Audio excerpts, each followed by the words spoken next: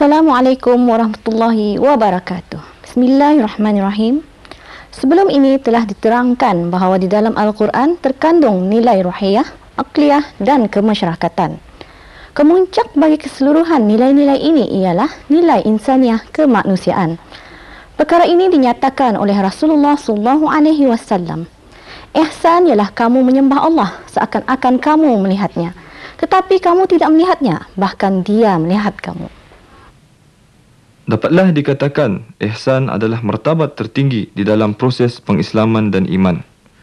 Keyakinan yang luhur terhadap Tuhan yang Esa akhirnya melahirkan jiwa yang murni dan akhlak yang terpuji.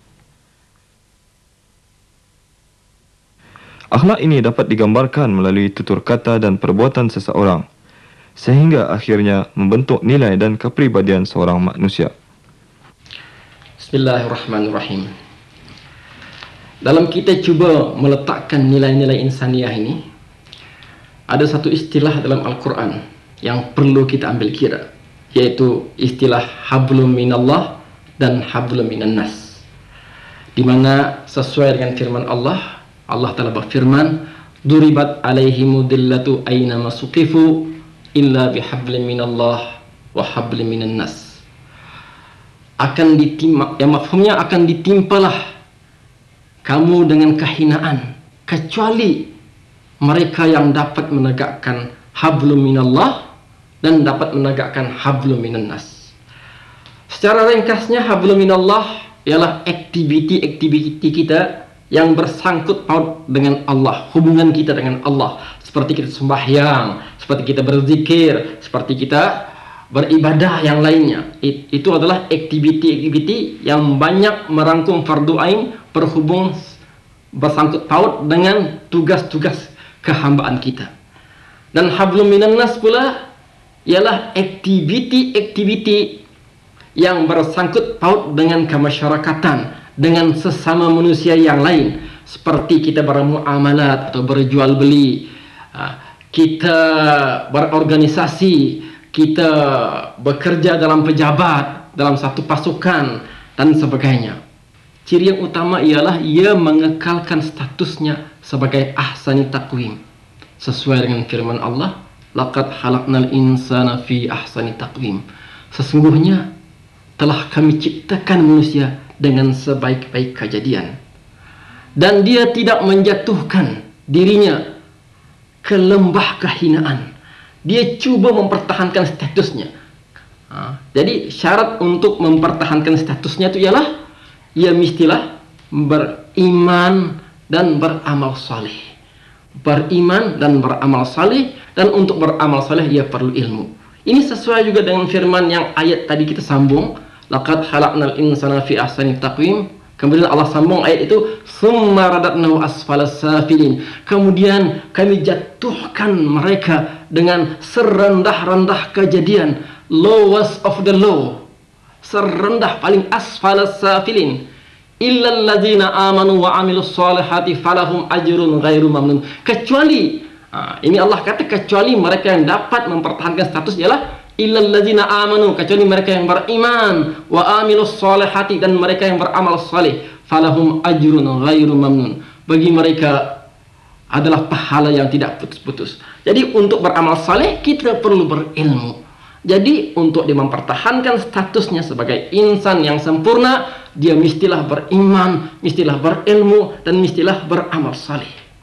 Jadi kita perlu mewarnai diri kita dengan sifat-sifat jamal Allah. Contohnya, kalau Allah bersifat Ar-Rahman, Ar-Rahim, pengasih, penyayang, kita pun disuruh ada unsur dan ciri-ciri pengasih dan penyayang dalam diri kita. Kalau Allah itu biasanya dia orang yang memberikan pemaaf, maka kita pun sentiasa, kalau Allah pengampun, kita sentiasa ada sifat pemaaf. Itulah pewarnaan Allah. Jangan kita terpengaruh dengan ciri-ciri syaitan dan kebinatangan, yang dimana Allah terangkan dalam ayat lain. Allah berfirman, laqad zara'na li jahannam katsiran minal jinni wal ins lahum qulubun la yafqahuna biha lahum azanun lahum a'yanun la yubsiruna biha lahum azanun la yasma'una biha ulaika kal an'am bal hum adal wa ulaika humul ghafilun. Mafhumnya Allah berfirman, sesungguhnya laqad zara'na li jahannam, kami telah penuhkan neraka jahanam katsiran minal jinni wal ins, dengan kebanyakan jin dan manusia. Jenis jin manusia mana yang masuk neraka jahanam? Allah kata lahum qulubun la yafqahuna biha, mereka ada hati tetapi tidak memahami kebenaran Allah dengannya, tidak memahami ayat-ayat Allah, tidak memahami ajaran-ajaran Islam. Lahum a'yunun la yubsiruna biha, mereka ada mata tapi tidak melihat dengannya, tidak melihat tanda-tanda kebesaran Allah, tidak melihat hujah-hujah dalil-dalil kebesaran Allah. Lahum adhanun la yasma'una biha, mereka ada telinga tapi tidak mendengar nasihat-nasihat, ceramah-ceramah agama, program-program yang mengajak kepada kebaikan, tidak mahu mereka. Maka Allah kata ulaika kal an'am, mereka ini umpama binatang ternak, balhum adal, malah lebih sesat lagi. Jadi itulah yang sepatutnya ciri insan kamil, dia cuba membebaskan daripada pengaruh kebinatangan dan kesyaitanan ini, dan cuba mewarnai diri dengan pewarnaan daripada Allah Subhanahu wa taala, yang sifat jamal Allah. Itulah yang kita inginkan, supaya kita ingin menjadi insan yang sempurna. Insan merupakan makhluk yang telah Allah muliakan dengan menjadikan khalifah di muka bumi ini. Proses penciptaannya pula diadun di dalam sebaik-baik kejadian. Di dalamnya ada unsur roh dan unsur tanah, yakni material. Dua unsur yang penting ini menjadi teras kepada kemajuan manusia. Al-Quran merakamkan perkara ini di dalam surah At-Tin ayat 4. A'udzubillahi minasyaitonirrajim. Bismillahirrahmanirrahim. Laqad khalaqnal insana fi ahsani taqwim. Shadaqallahul azim. Tafsirnya, sesungguhnya kami telah menjadikan manusia sebaik-baik kejadian.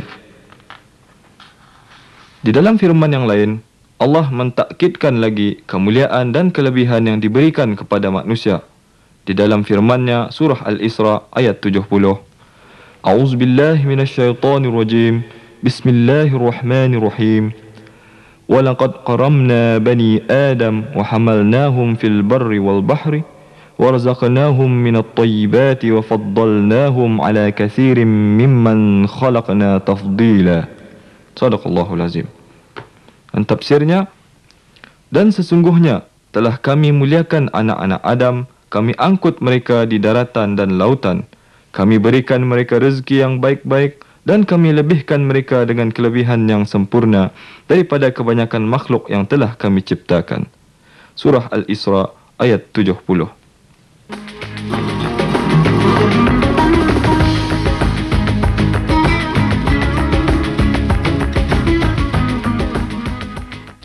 Setelah memberikan pengiktirafan khalifah kepada manusia, Allah Subhanahu wa taala memberikan hak kebebasan untuk mentakmirkan dunia dengan menghapuskan perhambaan dan menjanjikan pahala yang besar dan pengampunan dosa kepada sesiapa yang membebaskan hamba. Perkara ini terkandung di dalam beberapa intisari hukum hakam perundangan Islam. Sekiranya seseorang melakukan kesalahan yang tertentu, dia hendaklah membebaskan hamba terlebih dahulu jika dia memilikinya. Kemudian barulah merujuk kepada denda yang lain sekiranya seseorang itu tidak mampu atau sebaliknya. Ini membuktikan bahawa Islam mengambil pendekatan yang cukup bijaksana dalam hikmah di dalam melaksanakan tuntutannya. Untuk menghargai nilai insaniah dan kebebasan, manusia diberikan hak untuk memilih sebarang agama tanpa paksaan. Hingga berjumpa kembali. Assalamualaikum warahmatullahi wabarakatuh. A'udzubillahi minasyaitonirrajim. Bismillahirrahmanirrahim. Walau syaa rabbuka la'amana man fil ardi kulluhum jami'a. Afa anta tukrihun nasa hatta yakunu mu'minin. Shadaqallahul azim. Yang tafsirnya, dan jika Tuhanmu menghendaki, tentulah beriman semua manusia di muka bumi, maka apakah kamu mahu memaksa supaya mereka menjadi orang beriman semuanya? Surah Yunus ayat 99.